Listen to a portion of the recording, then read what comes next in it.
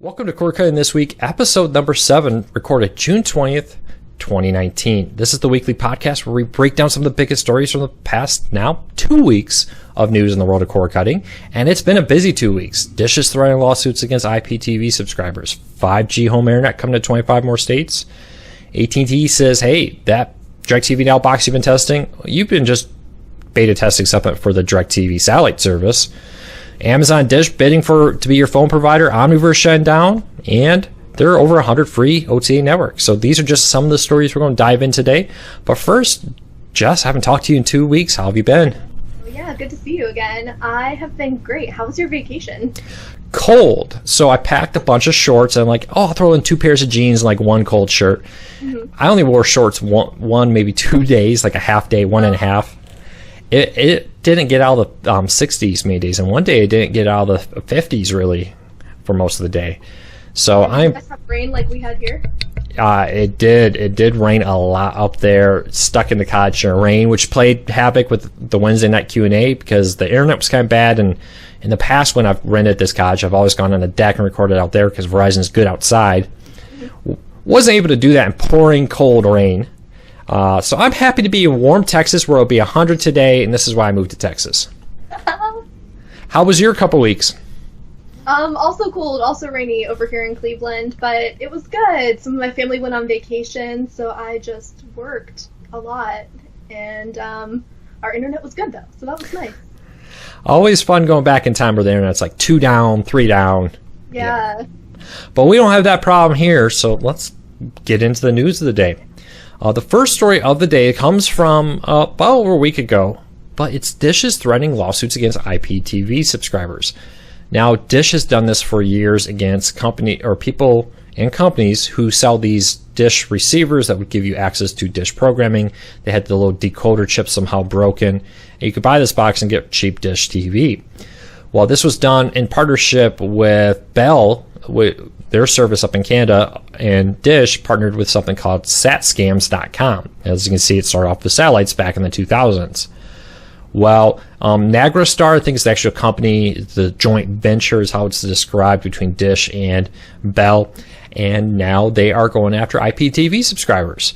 And they're sending threatening letters basically saying, pay this settlement or you may be referred to our legal department, aka we will sue you if you don't pay up.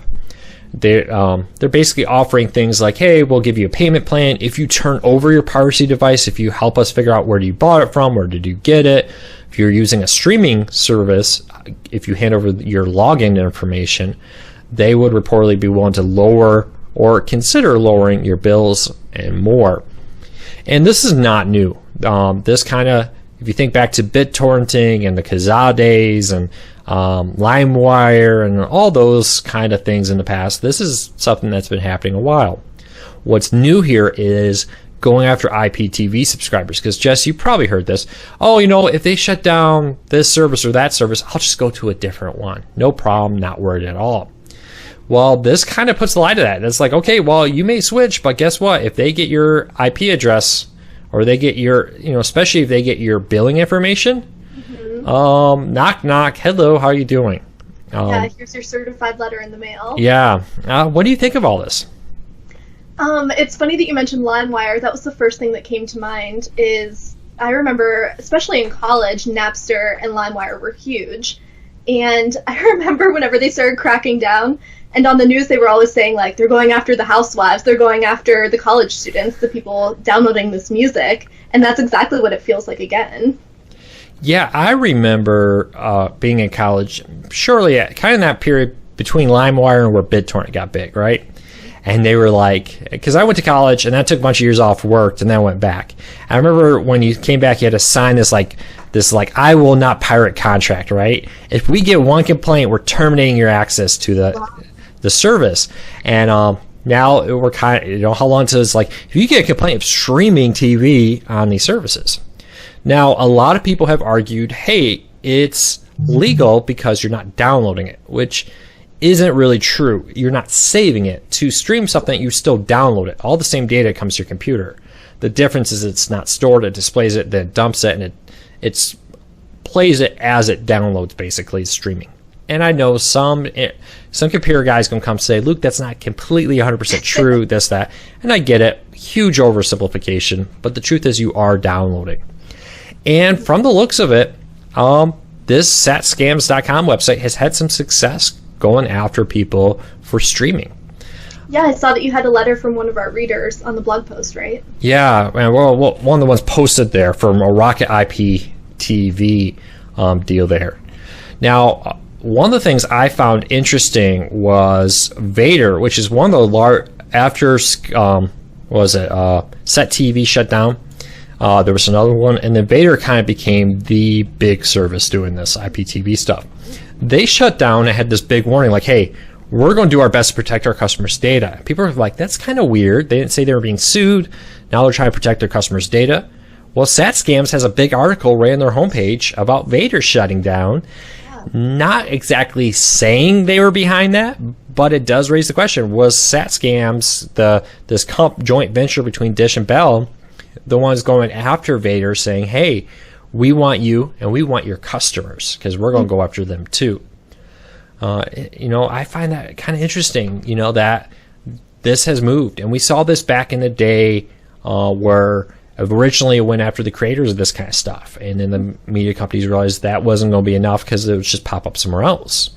So with LimeWire, they started going after the subscribers. And that seemed to be fairly protective or successful. And then later it went down to going after BitTorrent host sites and then BitTorrenters, and that was successful when people moved over to Kodi. Went after Kodi, and then people moved over to IPTV. Now they're going after IPTV. It is a game of whack-a-mole, but it is a game they've been successful with. Yeah, I think it's really important just to, like you said, to focus on the fact that they're going after the users now. So I know people get kind of frustrated with us on the Facebook group whenever we're deleting posts about illegal streaming, but this is why we're doing it. It's because we don't want people to get themselves into a situation like this. Well, that, and we don't want to get shut down. Facebook, yeah, Facebook and Reddit have been shutting down Facebook groups and Reddit subreddits that promote piracy. Not at the rate you would expect, but it is happening. We are seeing, for example, Reddit just shut down soccer streams and NBA streams, which offered free streams. Our piracy got a warning, and they had to delete like years worth of posts. NFL and college football streams, they went and deleted everything, and they're basically like, we're leaving Reddit, is what they're saying right now. And so we don't want to be in a position where you suddenly find yourself, hey, we're going to copyright complain because one of your users is posting content where either A, giving you a warning, or B, sometimes without warning, just shutting you down. Yep. So it would really be a pain. But that's why, again, if you want to do piracy, you know what? You don't need our help to do it. And there's a lot of that out there. So I would say, hey, if that is what you want, go ahead and do it. I'm not your dad, but don't come complaining to me if you get a letter in the mail. Right. Now there are actually law firms that list defending against this satscams.com. However you say it, Nagra Star. I'm assuming you say that. I thought too. Yeah, I'm not sure. They specialize in defending against them, and their recommendations was, hey, do not ignore these letters. Because I saw in the comments, you see those comments down below in the story, oh, I got that, and I threw it in the trash. Bad idea. The one thing I will say is talk to a lawyer. I know SatScam says you don't have to, that they'll negotiate directly with you. Always get representation. It costs money, but don't ignore something if you get something like this in the mail. Would be my only recommendation. So, anything you want to add on this story, Jess? No, just stay legal, everybody. Just choose the good ones and be careful. If it sounds too good to be true, it probably is. Yeah, it's probably one thing to add real quick with this is a lot of people are like, well, how am I supposed to know if that's legal or not? If it's promising you all the HBOs, all the Showtimes, 2,000 channels, including NFL Sunday Ticket, NBA League Pass, all this stuff for 10, 20, I've even seen some of these in the $30, $40 range now. If it sounds too good to be true, it really probably is. That's my main warning with this kind of stuff. All right, so you want to jump on to the next story? Yeah, let's talk about 5G. So 5G internet from the internet service Starry is coming to 25 more states. And it's only select cities in each of these states, but it's a lot of locations. So Starry is currently in Boston, Los Angeles, New York, and Washington, D.C. And what's great about it is that it's affordable. It's only $50 a month with no data caps. And that's really good compared to some of the numbers that we've seen just personally and from readers. So the company has now raised $250 million. Is it billion? No, $1 million in funding. And they're using that to expand to 25 more states. So that's on top of a list of 16 cities that they were already planning to expand to. And I'm personally excited because Cleveland is on that list. So I'm excited about another option of affordable internet. Yeah, that's great. And I get it. I've already seen the comments. Well, I'm paying $45 for something, right, and that's great. But for many people, a $50 price point for $200 down with no data cap is a great deal. Yeah. Even if it's not, even if you think you have a better deal right now, having competition in your market is great. Because what does competition do? It drives better rates. It drives better customer service, if nothing more. So I'm very excited about this. Now, it is important to note that they won this spectrum, that they've announced plans. It's on top of an additional 14 or 15 markets. I can't remember which it was that they are already planning to roll out on. 16, yeah. 16. They're planning on 16 more. That's not going to happen overnight. Yeah. This takes time. The good news is it's coming. They've raised $250 million in new funding to make this all possible. Mm-hmm. And I'm very excited to see what they do. And again, they're not the only ones. We're also seeing, SpaceX has put satellites in space. They're testing it. They hope to have a network across Northern America starting this late this year, early next year. And you got Amazon. You got other 5G providers, a growing list of them coming out. But Starry is one of the early ones happening with it. One of the things I kind of want to talk about here is that even Starry's kind of talked about this, is it's not with the new 5G standard that was approved last year now. It doesn't necessarily fully meet all the specifics of that. They're almost using 5G as a marketing term.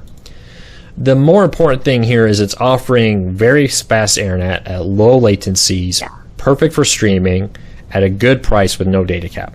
Yeah, the no data cap is what really got me, because I've seen a lot of people in the cord cutting tech support group especially kind of listing out what their internet plan offers, and a lot of them were talking about their data caps, and this is a great way to just not even have to worry about that. Yeah, and I believe from my understanding is there's no device rental, so that $50 is what you pay minus any applicable state and local taxes. So that's actually a really good deal if you break it down that way, because many people are stuck with a $10 modem rental, or they have to go buy a modem, which is a cost you have to account into your service. So yeah, I'm kind of excited about this, and I feel like whenever they eventually expand to Cleveland, it's definitely an option that I'll be looking at. Other companies are rolling out 5G home internet. Verizon already has one live. T-Mobile and AT&T are coming soon. Charter, which through their Spectrum brand, is bringing it, and they're bringing it in their competitors' market. So now you won't necessarily see Spectrum 5G in a Spectrum market, but like in my hometown, Grand Rapids, Michigan, they're testing it. Spectrum kind of like butts right up to the edge of Grand Rapids, which is the second largest city in Michigan. Well, they're like, hey, our networks are right there. We can easily expand that into Grand Rapids using 5G and now compete with Comcast there. So I expect more and more companies to look at it that way too. Yeah, I think it's great. I'm excited about an affordable option that looks like it's really going to be in a lot of locations soon, hopefully. Dish is also building a 5G network. They've announced plans to partner with Anchorage. I guess Anchorage, Alaska will be one of the main new ones that's rolling out there in the future with 5G internet. We'll wait and see how that all plays out with Dish. So, anything you want to add on this story? No, I don't think so. That's a lot of locations. So I just wanted to say again, it's 25 states. Whenever I first was reading this, I kept reading it as 25 cities, but it's a ton of cities in these 25 states. Yeah, and it's not the entire state of whatever, Definitely North select. Carolina. It's just in, like, it'll be in Greensboro, it'll be in these different markets in North Carolina, for example. Charlotte and Raleigh and so on. So let's dive into the next story then.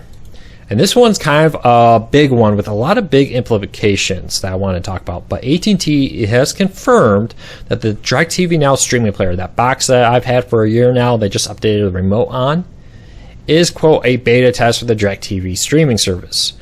So there's a little bit of background that's needed here. So Directv Now launched a couple years ago now. Very successful early on, has backslid recently as they've made it not quite as attractive. I don't think that's being an attack on Directv Now, it's just a fact. And AT&T's basically said, we're going to be focusing on this Directv streaming service. So you're going to have Directv Now and a Directv streaming service. Well, it looks like AT&T for last year has been using the Directv Now service to beta test this device. And it looks like a cable box. It runs like a cable box. It runs Android TV, boots directly into Directv Now, has the traditional number pads. The remote looks fairly similar to the Directv cable box remote. Not exact, but it's close. There's a lot of elements there you see on it. And it gives you a cable-like experience streaming, which is what this supposed Directv Thin package will be. AT&T's announced plans not to replace any satellites they've launched. So when DirecTV's current satellites wear out, run out of propellant, whatever, and they come crashing down, they're not being replaced. So AT&T seems to be wanting to move people over to streaming. There's even been reports that anybody who they can't seem to move over, they're open to the idea of selling them off to Dish to be like, hey, we've moved everybody we can to streaming. Those people who cannot or do not want to, hey, your Dish, pay us a couple million, whatever, and you can have these customers. So I'll be very interesting. But, David Christopher, which is the president of Mobility Entertainment, basically came out this week and just said, yeah, Directv Now's beta box is a beta test. Yeah. To me, this raises the question, is Directv Now entirely a beta test? Because we know that the AT&T CEO of Communications has said that Directv Now will merge eventually into DirecTV's or AT&T new Warner Media service and a Hulu-like, where you get a cheaper on-demand service and you get a more expensive live TV if you want it with the on-demand. So is DirecTv Now just, languishing out there? That's what it sounds like. Yeah, I mean, a lot of the things that they had talked about previously, like the DVR add-on. When's the last time you heard them talk about the DVR add-on? So, when's the last time you heard them talk about much of anything that they wanted to change, update, upgrade? Yeah, it really feels like DirecTV Now is just not getting the love it used to. It doesn't feel like they're marketing like they used to. Right. It doesn't, a lot of the deals are gone. A lot of the attention, you rarely hear AT&T CEO and stuff talk about, except when they're asked about it, or when they're talking about in relation to like the thin DirecTV version or the new Warner Media streaming service. So I know people are like, oh, you just hate DirecTV. I mean, it's funny because it used to be everybody said that we just love DirecTV, but I'm just trying to point out the fact that, hey, AT&T's, the way they talk doesn't sound all that enthused about DirecTV Now. Yeah, I think it's safe to say you and I both really liked DirecTV Now, and I feel like we were recommending it quite a bit. We were really talking it up because it was a great streaming service. Whenever they raised the price and changed the channels around and things, it just kind of, you could tell that something was going on, that things were not going the way that they wanted. They made some comments that were a little dicey. And I get that people think that we're trash talking them now, but the fact is, it just seems like there's no focus on the customers right now, that they're really gearing up to do something different. Yeah, which, probably be good, because having two companies called DirecTV, both streaming, DirecTV streaming and DirecTV Now streaming, competing with each other. Yeah.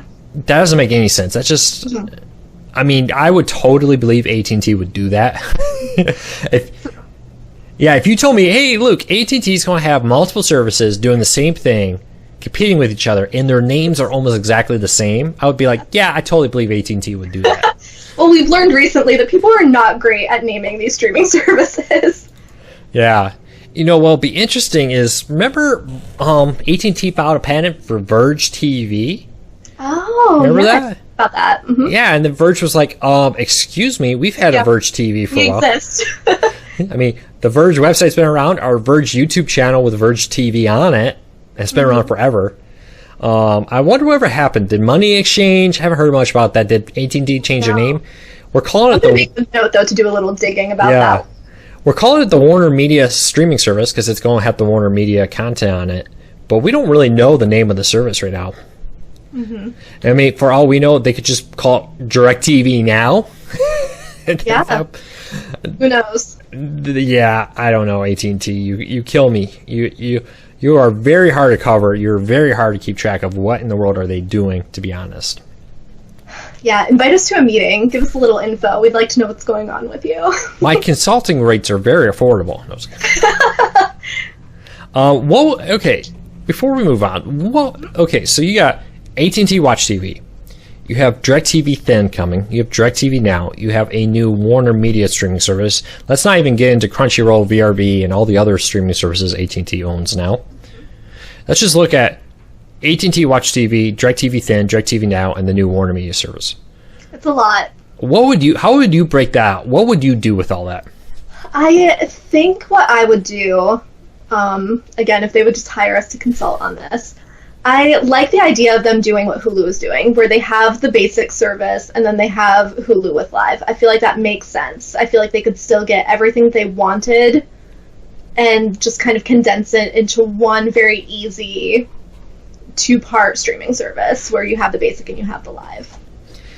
Yeah, I really see them. I mean, AT&T Watch TV doesn't seem to go anywhere because it's really a way to sell subscriptions to AT&T wireless plans. That's true. Directv Thin and Directv Now is too confusing.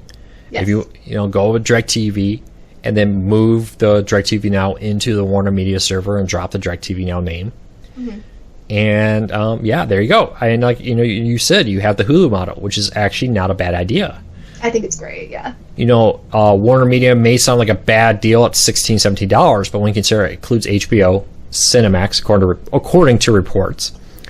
And then it has a bunch of it now added on Warner Media content for $16 or $70. If you're an HBO fan, it's like, hey, $2 more, I get a ton more content. Yeah, and then you're not dealing with all of the add-ons and additional charges. And then if I do want live TV, I can do an add-on for it. It's not a bad idea, just to be honest with you. I really do see it as a legitimate contender if they approach it that way. If they target the DirecTV or the HBO Now subscribers, not a bad idea. I think that would be a good way too to take the DirecTV Now subscribers that they have now, who really do love the service, and we get that completely. We get that people love it. That would be a great way to take them and just sort of migrate them over to this new one and say, you're not losing anything. Here's just what we're doing now, so you can still be a part of this thing that we've been giving you for years. I do think, though, if they decide to do that, they should change the name. Just come up with something completely new. The thing that worries me about the name change is they say, oh, all these grandfather people, guess what? DirecTV Now doesn't exist. Your grandfather plans are no longer offered. Your package deal is gone. But we do have this brand new thing in Warner Media. Yeah, it looks just like DirecTV Now, but it's not, so you have to sign up new and pay full price. Yeah, you're right. That's a very good point. That worries me, though that could be completely unfounded, but it feels like stuff that AT&T would do, just to be honest with you. Right, and I could see them wanting to do that just for the sake of starting with a clean slate and kind of distancing themselves from what they've done before, but like we said, who knows? Yeah, I don't know. We'll keep a close eye on this as we learn more, but from the unbelievably large number of presidents and CEOs at AT&T's mouths to our website, so we're going to do our best to kind of give you what they're saying, because it seems like they keep leaking stuff maybe more than they intend to. So, well, let's keep moving along. Yeah, let's talk about Amazon and Dish. They are reportedly interested in buying Boost Mobile. So, according to Bloomberg, Dish is offering $6 billion. That's where I got my billion number. I knew it was in here somewhere. According to Bloomberg, Dish is offering $6 billion, and Amazon's number is right now unknown. But both companies are interested in buying Boost Mobile. And we talked about this in our last podcast episode, that Amazon's interested because they want to get into the mobile phone service. So last time we talked about, would you consider using Amazon for your mobile phone provider? this will be a way for them to do that. So this deal would give them access to T-Mobile's network for at least 6 years, reportedly. So what do we think about this? What would be the gain for Dish to get in on this? Well, the first thing I want to really address is everybody being like, how does Boost Mobile buying them get them T-Mobile network? Because isn't Boost owned by Sprint? And that is correct. But this is part of a bigger deal to get approval of the Dish or the I got Directv in the mind of the T-Mobile Sprint merger approved.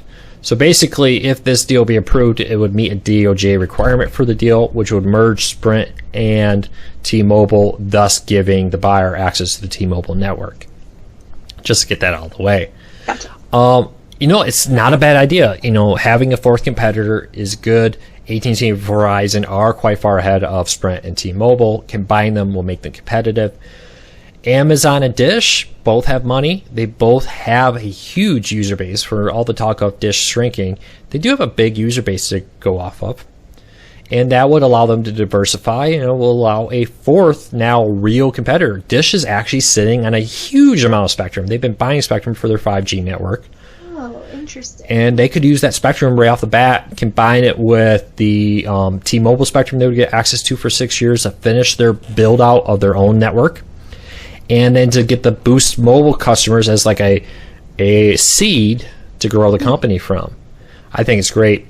Now, one thing that's not been very clear about, and I saw this just this morning, and it's not in this story, but that Reuters reported that if the Dish talks fall apart for Boost, that Sprint and T-Mobile would look at putting it up for auction. Whoa. Which makes you wonder, did the Amazon deal fall apart? Now, no one said that. I Googled all around. I looked at the normal sources I have, and no one's talking about Google or Amazon backing off on the interest.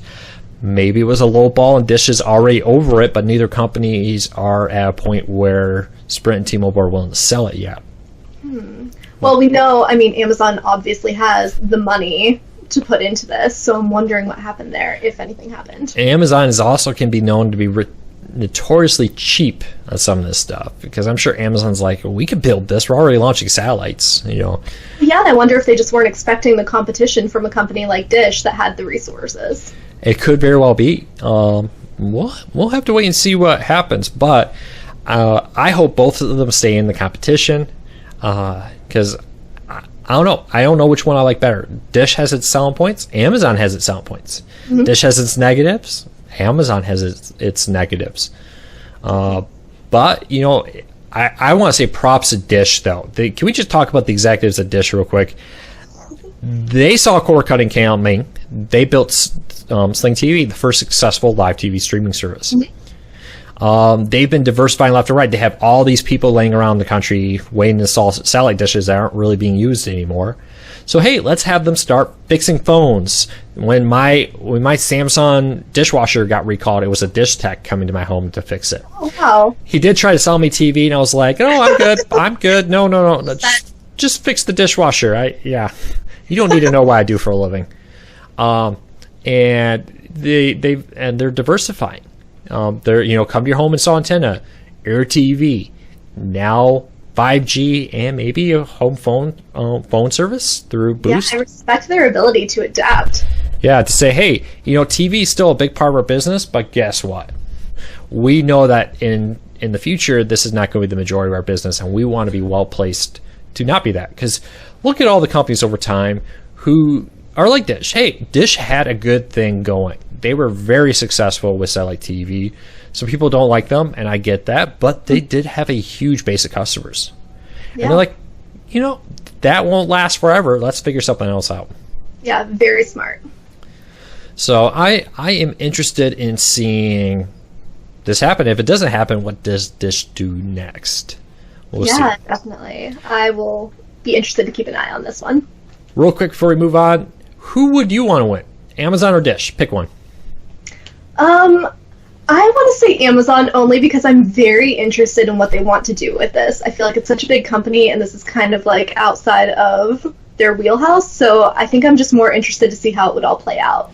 What about you? I always want Dish because I want more competition to Amazon. Amazon just doesn't seem to have a lot of competition. They're kind of getting their fingers into everything right now. And Amazon, I think, is going to do this one way or the other. And it could be interesting to see Amazon have to crawl their way up and compete not only with a merged T-Mobile and Sprint, plus Verizon and AT&T, but a Dish also. So maybe we would have 5 major phone providers instead of 4. But maybe that's wishful thinking that there'd be 5 instead of 4 if Dish wins. So, well, let's move on to the next story of the day. And this one, hold on to your hats because this story has some weird turns. So, as Disney says, please remove your sunglasses and hats before you go on the roller coaster. Omniverse, which is a TV service that would allow companies like HD Home Run and more to, or Silicon Desk, which owns the HD Home Run. I know people are going to correct me on that. Which own to basically launch a live TV service by buying this pre-created service from Omniverse. Omniverse said we have this 100-year contract that allows us to stream these channels and resell it through places like HD Home Run, SkyStream TV, Tiki Live, and I don't know, many other. It seemed like there was more. Every time I researched this, I would find out a new service like this. But they are shutting down. They received a lawsuit earlier this year from ACE, which is the Alliance for Creative Entertainment, which represents a huge list of media companies. And not all the ones that they represent, just to be clear, because people always want me to be very exact on this, are part of this lawsuit, but many of them are, including some big ones, are basically saying you don't have the rights to ESPN and the Disney Channel and more. Now, the lawsuit is targeting Omniverse, not the resellers. All the resellers now have been shut down as of last month. And now Omniverse is shutting down. Now, Omniverse says they had the rights to do this thanks to a contract that was done back in the 90s with Directv through a company called Offset, which was a regional, I guess in the New Jersey, New York kind of area, cable network that got this right to offer this in a small town market. And Omniverse said, well, the contract didn't specifically exclude streaming, did resell, all that kind of stuff, so we must have rights to it. Well, now Omniverse is kind of throwing Offset under the bus. And to paraphrase that, they basically said it was understood that Offset was, quote, licensed to distribute live TV under a distribution agreement or series of agreements between Offset and Hoovy and affiliates and Directv. And then they add this kind of interesting line from Omniverse in a court filing this week. It says, to the extent that there was any infringement, such infringement was on information and belief without malice or bad intent on Omniverse or its management, and was caused or contributed to by third parties such as Offset. So basically it's like Offset, they're the ones to blame. They misled us. Well, where's Offset? The owner of Offset is in Argentina, hiding from, I guess, several $1 million in taxes. At least that's kind of what the light reading article said. Don't know if that's true. I do believe he's in Argentina. I have heard that he is wanted for taxes. So basically, Omniverse is saying we're shutting down. We're selling off everything now. This, they had said they were going to go from residential to, at first, we're going to go focus like apartment buildings because we think the contract will allow us to do that. Now they're basically saying, never mind, we're just going out of business. There is talk of possible, I've heard rumors, maybe bankruptcy will be an option here they may be looking at. We'll see. I haven't heard that confirmed, though, yet. So I'll be very interested to see what happens. When looking at the contract, one more thing to read here from the court says, from the court filing from Omniverse says, it is unknown if such records will be found, referring to the contract, in discovery or not. Mr. Huvianen, the owner of Offset, is apparently in Armenia, and his attorneys have not come forward to support the legal position of Offset. So basically, no one has seen this contract, and it doesn't sound like Omniverse has a copy of it at this time. Which, how? How do you not have a copy? Wait, the thing that amazes me is, okay, you saw it, right? You must have seen it when you were getting this. Mm-hmm. Or there must be some type, typically if you're doing a contract like this where you don't really see it, does the contract, I'm assuming there's a contract between Omniverse and Offset. And somewhere in there may be some type of indemnification, however you say that basically says that any criminal behavior done by the other part, you agreed to indemnify us in it. Mm-hmm. Now, will they be able to do that if the other part is hiding out in a foreign country? Yeah, so this is very bizarre. I actually wrote down in my notes, the only big note that I highlighted in here was, it's the mystery of the missing contract. It is. And I mean... Where is this? Doesn't Directv have it? Well, I mean, Directv's been sold. Is this kind of one of those things that's somewhere in a warehouse? Right. In AT&T's... Some file box somewhere. Yeah, in AT&T's basement somewhere, for all the records they acquired from Directv are here. And let's be honest, probably no executives that were part of this contract back in the 1990s are still with Directv. Yeah, gosh, that was years ago. So, but, Silicon does. Many of these companies, there are many small ISPs also, partnered with Omniverse. Did they not see the contract? Did Silicon does not ask for the contract? Right, was this all just done on good faith, which turned out to not be so good? What happened? Yeah, I don't know. I firmly believe there was a lot of good intention here. I believe that a lot of companies, I think this is kind of one of those things that everybody just kind of said, yeah, we have the rights to that. And then it turns out they don't. And this kind of stuff happens all the time. I mean, it happens with major broadcast television, where it's like, oh yeah, we have the rights to do a parody of that show or that movie or whatever. And then it's like, never mind, we didn't have rights to that. We thought we did. So, I don't know. It would be very interesting to see what comes of Omniverse. This is not done by a mile. Omniverse is asking the court to extend discovery to January 24th. Mm-hmm. Ace wants discovery to end September 20th. Mm-hmm. Omniverse doesn't want the trial to even begin until August 3rd, 2020. So we may be a year out before the trial even begins. Of course, Ace is kind of like, we want to speed this up. Right. According to the Light Readings article, they basically said that at this time, both Ace and Omniverse are not very interested in a mediation of this, kind of coming to a deal right now.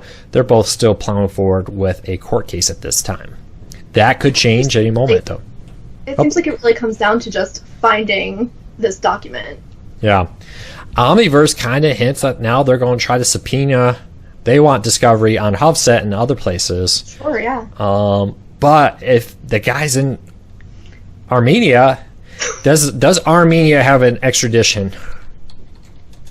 Did he put it in his suitcase when he left? Probably not so much. So who's to say he didn't destroy all these files? Yes, Armenia does not have an extradition pact with the United States per 2006. That may have changed. So that could have changed, though. Hold on, Wikipedia is trustworthy, right? Yeah, absolutely. I believe all of it. Yeah, it's really interesting, though, because if they don't, there's probably no way... I mean, if the company is located in the U.S., couldn't they still get access to the records that would be in the U.S.? Is it even operating anymore? Right. I do not know. I just in a quick tweet, not finding a website for them, or a quick Google search. I did. According to Wikipedia, Armenia does not have an extradition treaty. Kind of interesting countries that don't. Russia, not surprised. United Arab Emirates, Vietnam, Chad. There's like 50 countries that we don't have ones. But if the individual is in that country, but the company and hypothetically the records are in the U.S., I wonder if that makes a difference. Not if the people are there. And a shredder is a shredder. I mean, that's true. If they haven't come up with it now, and from the sounds of it, it's not. I'm not holding my breath that they will come up with it, to be honest with you. So here's the lesson, everybody. Whenever you sign a contract, you get a copy of it. You keep a hard copy. You make a digital copy. You don't delete it. 1990s, folks. It's probably on a floppy disk somewhere. Oh my gosh, it really probably is. What kind of weird small format? Scan discs? Those little a rewritable CD somewhere. Yes. along with some song that someone downloaded from LimeWire. Yeah. When's the last time you burned a CD? But yeah, so very interesting. We joke about this, but this could be a legitimate case where Omniverse is, they operated with what they thought was a legitimate contract. They signed a deal with Offset, and that Offset basically said, we have this right. They showed them something. There was something that made them, Omniverse, think they had the right to do this, that made Silicon Dust and all these other companies think they had the right to do this. Mm-hmm. In return, now when push comes to shove and says, hey, this little document you showed us is great, but we need to see the actual contract. Mm-hmm. That may be where things go wrong. I mean, this is something that happens to a lot of companies. I mean, how many times have you read about major Hollywood stars like, oh yeah, we were told that there was this contract, and then we did the movie, and then we never got paid because it turns out that contract didn't actually say that. Mm-hmm. Everybody. Yeah, so this could be a massive feather in the cap of Ace. Definitely. So, I don't know. We'll see. I do not expect this to be resolved anytime soon. Oh, no, definitely not. And it is kind of a shame. I had hoped that this would come together because it was a pretty good deal. It put pressure on other companies. Mm-hmm. The downside here is the fact that I have since heard from people in the industry who says that some of this rates may have been below wholesale market rates for some of this content. Interesting. But Ace is sitting there paying people. Now, were they paying Offset? Was this kind of one of those situations where Omniverse says they're paying people? So Omniverse says, hey, we paid Offset. They gave us this fee. They said this contract. We paid them. What did Offset do? That's what I'm interested in. Where did this money go? What was this deal with Offset? Only time will tell right now. Yeah, and it sounds like we're not going to hear much from this Offset guy who's now hanging out in Armenia. Yeah, it'll be interesting. I don't know. We'll be following it. If you're listening to this on YouTube or you read it on our website, watching it or listening to there, leave us a comment. What do you think? What are you sad to see this go down? I know a lot of people liked the Omniverse services, especially the HD Home Run Premium TV service. People loved it integrated into their HD Home Run with their local channels. It was a really great deal. So we'll wait and see. All right, anything to add or move on?